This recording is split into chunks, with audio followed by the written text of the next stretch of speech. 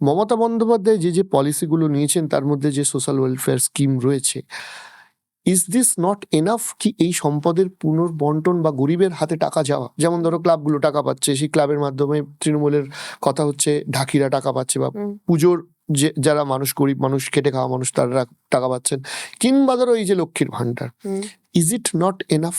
তাহলে ওনার ভুলটা কোথায়?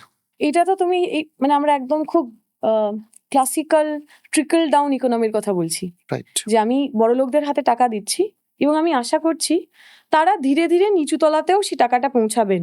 দ্বিতীয় কথা, আমাদের এক্সপিরিয়েন্স কি? এই যে তুমি বিভিন্ন স্কিমগুলোর কথা বললে, আমি সেদিনকে শুনছিলাম বিধবা ভাতা পেয়েছেন তৃণমূলের বিভিন্ন পুরুষ নেতারা।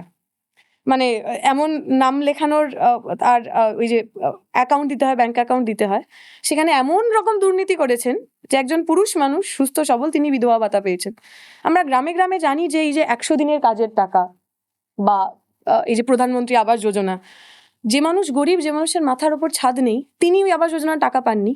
কিন্তু তৃণমূলের যে নেতা, যে সোনার চেন পরেন হাতে, গলায় মোটা সোনার শিকল পরেন, তার দোতলা বাড়ি 3 তলা হয়ে গেছে।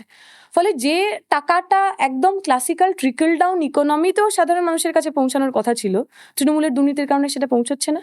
এবং তৃতীয় যে ইম্পর্টেন্ট কথা, এই যে যেটাকে তুমি এমপ্লয়মেন্ট বলছো, মমতা ব্যানার্জি বলেছেন যে আপনারা ঘুগনি বিক্রি করুন, বলেছেন না বউকে বলো এটা ঘুগনি তৈরি করতে, সেটা এই যে ঘুগনি আমি বিক্রি করলাম, ঘুগনিটা কিনবে কে?